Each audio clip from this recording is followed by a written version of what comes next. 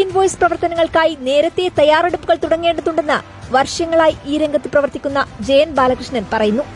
Business to business ട്രാൻസാക്ഷനും business to government ട്രാൻസാക്ഷനിലുമാണ് ഇത് നടപ്പാക്കുന്നത്. അത് നടപ്പാക്കേണ്ടതിന് 2 ഘട്ടങ്ങളാണ് മെയിനായിട്ട് പറഞ്ഞിട്ടുള്ളത്.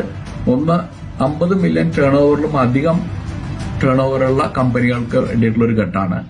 അവര് 31 ജൂലൈ 2026 മുമ്പായിട്ട് സർവീസ് പ്രൊവൈഡേഴ്സിനെ അപ്പോയിന്റ് ചെയ്യണം. അവരുടെ ആദ്യത്തെ റിട്ടേൺ ജനുവരി 2007 കൂടിയിട്ടാണ് തുടങ്ങുന്നത്.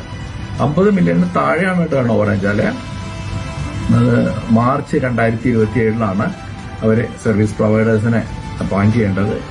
പിന്നെ 1/7/2027 അവരുടെ ഇൻവോയ്സിംഗ് തുടങ്ങും.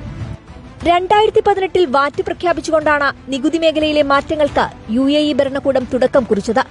കഴിഞ്ഞ വർഷം കോർപ്പറേറ്റ് ടാക്സും രാജ്യത്ത് നടപ്പിലാക്കി. ഇൻവോയ്സ് സംവിധാനം കൂടി പ്രാബല്യത്തിലാകുന്നതോടെ നികുതി മേഖലയിൽ കൂടുതൽ സുതാര്യത ഉറപ്പാക്കാനാകുമെന്നാണ് വിലയിരുത്തൽ. അർഹതയുള്ള നികുതി ലഭിക്കുന്നുവെന്ന സർക്കാരിനും ഉറപ്പുവരുത്താനാകും. യൂറോപ്യൻ രാജ്യങ്ങളും സൌദി ഉൾപ്പെടെയുള്ള വിവിധ അറബ് രാജ്യങ്ങളും ഇതിനകം തന്നെ ഇൻവോയ്സ് സംവിധാനം നടപ്പിലാക്കി കഴിഞ്ഞു. Reporter, Dubai.